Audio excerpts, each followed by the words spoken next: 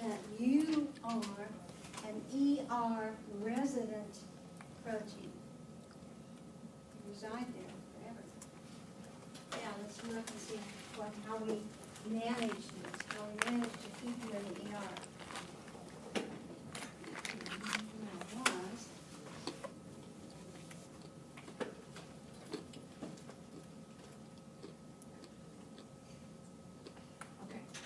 Again, your diagram, there's the ER, that's just showing you a portion now. You see you can go from the ER to the Golgi, but look at this, there's a blue return arrow to the ER. That's part of our story. Okay, so what's going to happen is that we're going to have communication between this organelle, the ER, and the organelle called the Golgi. This transportation between the two is going to be done by vesicles. You are going to be membrane bound and moved along. But what happens is these vesicles kind of coalesce, they merge together, in which case they're called a vesicular tubular cluster. There's just a bunch of vesicles stuck together. And let me show you what I'm talking about. Here's the ER on the left, and the Golgi's on the right. So we have left the ER. Do not worry about the coatings. You will have a coat put around you. You have seen a clathrin coat before. These coats are similar to the clathrin coat. Their composition is different, but they have a signaling message, I guess you could say. So you are going to be wrapped in a coat, your vesicle is. You are going to join up with some other vesicles, and voila, there's your vesicular tubular cluster. So you move as a group over to the Golgi. You move by being attached to a microtubule, which is your roadway. You're not swimming over there. See this green line up here? That's your microtubule. And look there, there's your microtubule motor protein. So he is literally walking along and hauling this vesicular tubular cluster over to the Golgi membrane. Okay? Is that how they get back, if they're supposed to go back as well? Yeah, they'll be going back, well, sort of. Sort of. What's the point of clustering together? Efficiency, because otherwise you would need, I mean, if you had each individual vesicle going over there by itself, it would be, the road would be too crowded for one thing, but also your energy expenditure would be terrible. So they actually coalesce, and then you can have one motor protein carrying a whole bunch. Very good question. I'm kind of evading your heading back to the ER first. There is a difference in acidity as you move along here. I don't want to go into that right now, but that is directing this travel. You don't have to know that, but in case you're sitting there wondering, how does this vesicular tubular cluster know to get on that motor protein, and that motor protein knows to go there? It has to do with acidity. Okay, so we pause for a minute now and look at the Golgi before we go on with that other story. And what this is simply a cell. It's a cell that is called a goblet cell. You find goblet cells in the intestine, intestinal epithelium.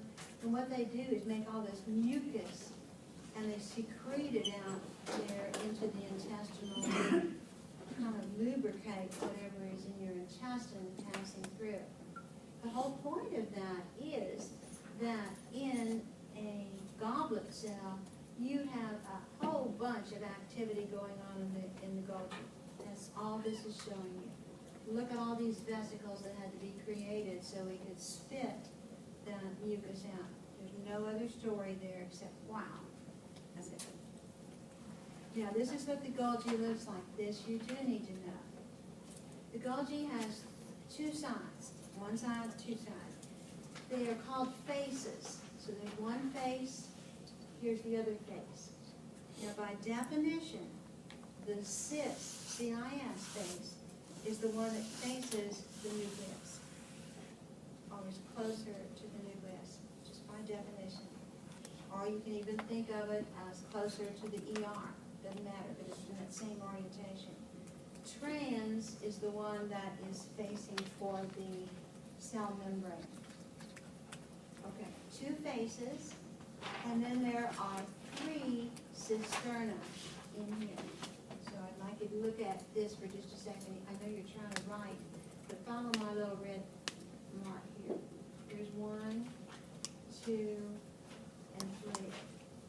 The cisterna are just kind of like 3 stacks of plates here. They're not really so distinct that you could take an EM, an electron micrograph, and just discern what they were.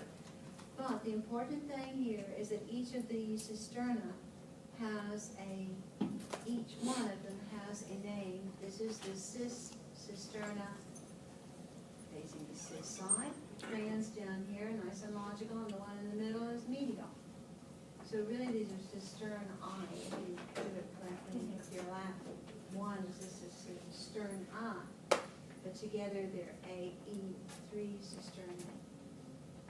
Okay, now in addition to that, you have something down here on the trans phase, where you have all these vesicles as well as your trans phase, that orientation, making up the trans Golgi network. On this side, very logically, the cis Golgi network. So 2 networks, 2 faces, 3 different cisternae. So 7 locations you should be able to identify on the Golgi. Okay, this is an EM, a beautiful, beautiful EM. You can look at that on your own, but you can see these cisternae here very clearly. Again. Now, let's go back to our story here. Let's get our orientation. We were looking at the Golgi. We are in the ER. And see that sequence over there, that K-del? This is what says, I need to stay in the ER forever and ever. I am an ER resident protein. I would suggest in your handout that you go and add C terminus after that, or COOH is the way I like to do it. Because it's not just anywhere, it has to be on that end. So here we go. What you will have to grab hold of you, if you are a K-del of the carboxy terminus protein, is a receptor that's called a K-del receptor. And all that is a transmembrane protein. That green is a transmembrane protein that recognizes your K-del sequence, binds to you as a protein that holds on to you. Now, here is the part that's so cool. Very complicated, but just make it real simple. Here's the ER, and this is the Golgi with all of the different sections that you just learned about. Here is our vesicular tubular cluster, and we know there's a microtubule up there, there's a microtubule motor protein, but he left that out just for clarity purposes. So here we go. We are a protein, let's say we are a yellow protein, and we are supposed to go to the Golgi. We're going to get bundled up in a vesicle. We are going to go into the vesicular tubular cluster, and we're going to go over and end up inside the Golgi. That's perfect. We want that. When we go to leave the Golgi, we're going to have the part of the Golgi wrap around us and take us to the cell membrane. That's where you're going to go. But look over here. These are ER resident proteins. They look like those little badminton thingies, but ER resident proteins. Guess what? They try to escape, if you will. So sometimes they get picked up and put in the vesicle, and they get taken on the vesicular tubular cluster over and dumped off in the ER. Well, look what was also picked up simultaneously when this vesicle was leaving the ER. Some of the K-del receptors. See those green receptor proteins? They recognize the badmintons, which are the K-del COOH proteins. Okay, so what happens then is that they grab a hold once you get over here of that escaped ER resident protein. And they literally hang on to it, and then the vesicles themselves are made that include the receptor holding on to the K-del resident protein, and they get sent back. So this is why I was trying to kind of avoid your question earlier. It can merge with the vesicular tubular cluster, or it can go straight back. And when I first taught this course, at that time, no one understood this, because you know the cell is so efficient, it just made no sense at all. Why didn't you have some policing mechanism here that kept that K-gel containing protein from ever leaving the ER? That would be more logical, right? And after I've been teaching about 5 years, somebody figured it out. It's one of those things where you go, oh, duh, why didn't I think of that? Here's the problem. That yellow one is supposed to go. So we wrap it up in the membrane, we take it over. Guess what? If you keep doing that all day long, your ER is going to become smaller and smaller and smaller, and your Golgi is going to become bigger. So what they figured out is this is a way to get that membrane sent back to the ER. And it's beautiful. That's one of those, aha, yeah, that makes sense. So they let the ER resident protein escape, but pick it back up with using the receptor, pick it back, and the plasma membrane that's in the vesicle merges or fuses really with the ER membrane. I forgot what it's called when the cell, it invaginates and it pinches off a piece of the cell. What's that again? Because it's taking away from its own cell membrane, right? So what is that called? When it just takes off a piece? Are you looking for exocytosis? Yes, I think that's when it forms the vesicle. Yes, okay. Yeah. I guess it's a different word than the receptors word. You could make a big fancy word like vesicularization. I don't even know if that's a word or not. Okay. Yeah, but the whole point is we're replenishing the ER membrane. Because that's how sometimes the K-del receptor proteins get over there because it becomes a piece. Yeah, because they have to pick up the K-del protein if it escapes. But see, these same vesicles are often carrying both good guys and escapees. And sometimes the good guys and the receptors for the bad guys. So they all end up in this Golgi membrane. Isn't it beautiful? It does, it goes back into the skull. It's like you don't build a fence around your prison, you let them escape, but when they get out, you send the dogs after them or whatever. Okay, this is nothing more than what you've already seen. It is simply your asparagine, so you know that these sugars are attached to asparagine, so what kind of glycosylation is this?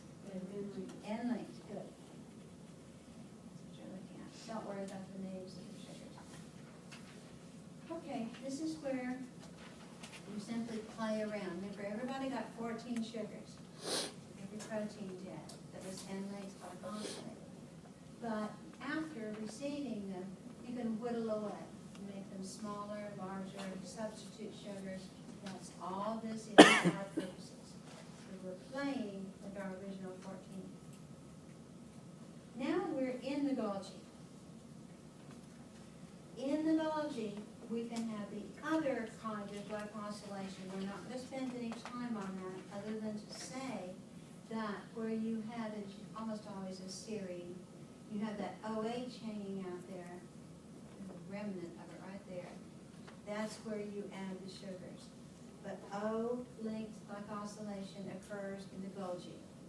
You don't have any enzymes to remember, any standard glycosyl group to remember. Just know O-linked occurs there. So what else is going on in the Golgi? Well, all kinds of things. And these are the all kinds of things that occur. You are not responsible for knowing in which cisterna each thing happens or in which network. Just look at this and get the general idea. The Golgi is almost like a post office. You send stuff into there from the ER, and in the Golgi, they get some kind of a stamp that tells them where to go next. So